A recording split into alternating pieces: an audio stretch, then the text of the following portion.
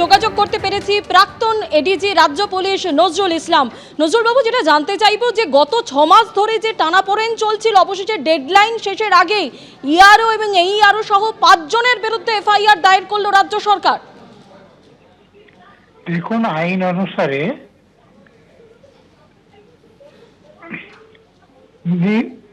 নির্বাচন কমিশন যে ডাইরেকশন দিয়েছে সেটা রাজ্য সরকার মানতে বাধ্য, কিন্তু আমাদের রাজ্য সরকার এতদিন মানেননি। কিন্তু আজকে মানছেন কেন?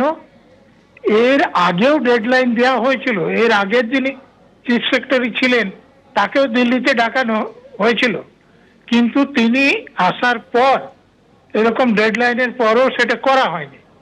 কিন্তু এবার দেখুন যে 7 জন এইআরওর বিরুদ্ধে নির্বাচন কমিশন সোজাসুজি সাসপেনশন অর্ডার করে রাজ্য সরকারের কাছে পাঠিয়েছে।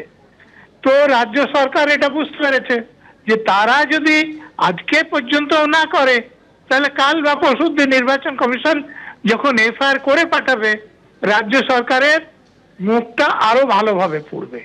সেই জন্যে বাধ্য হয়ে তারা এফআইআর করেছে।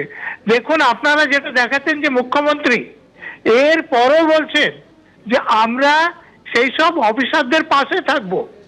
তো একজন অফিসার যার বিরুদ্ধে এফআইআর হচ্ছে ফৌজদারি অপরাধের জন্য, মুখ্যমন্ত্রী তথা পুলিশ মন্ত্রী যদি বলেন সেই অফিসারদের পাশে থাকবেন, তাহলে তার সংবিধানের নামে শপথ নিয়ে ওই পদে থাকার অধিকার আছে কিনা আপনারা এটা নিয়ে আলোচনা করুন।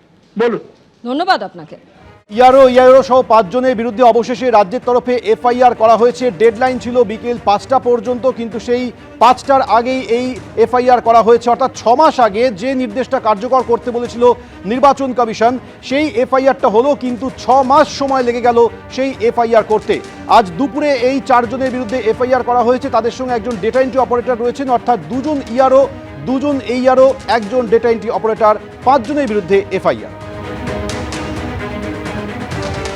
একটা জিনিসকে লাগু করাতে হচ্ছে, যেখানে দিনের পর দিন সুপ্রিম কোর্টের যে সিদ্ধান্ত সেটা জানার পরে, অর্থাৎ পাঠিয়ে দিতে হবে সমস্ত লোকের নাম ঠিকানা এবং পার্টিকুলার যাদেরকে ওই মাইক্রো অবজারভার করা হবে, তারপরেও সেগুলোকে ফেলে রাখা হলো, 2-3 বার ঘুরপাক খেলো। যা যা হার্ডেল তোলা দরকার, যে যে দেওয়াল তোলা দরকার, সবগুলো উনি তুলেছেন এসআইআর প্রক্রিয়ার বিরুদ্ধে।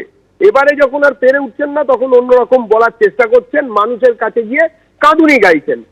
মানুষ বাঙালি আর বিশ্বাস করছে না এসব কাঁদুনিতে, কারণ জানে এসব কুমিরের কান্না।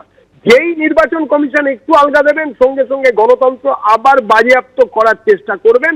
এখনো গণতন্ত্র নেই, কিন্তু বিরোধীদের কণ্ঠস্বর বাজেয়াপ্ত, গণতন্ত্রকে বাজেয়াপ্ত, সংবিধানকে ছুঁড়ে ফেলে দেওয়া, বিধানসভায় ভাঙচুর, এটাই তৃণমূল, এটাই মমতা ব্যানার্জির রাস্তা। এবিপি আনন্দ এগিয়ে থাকে, এগিয়ে রাখে।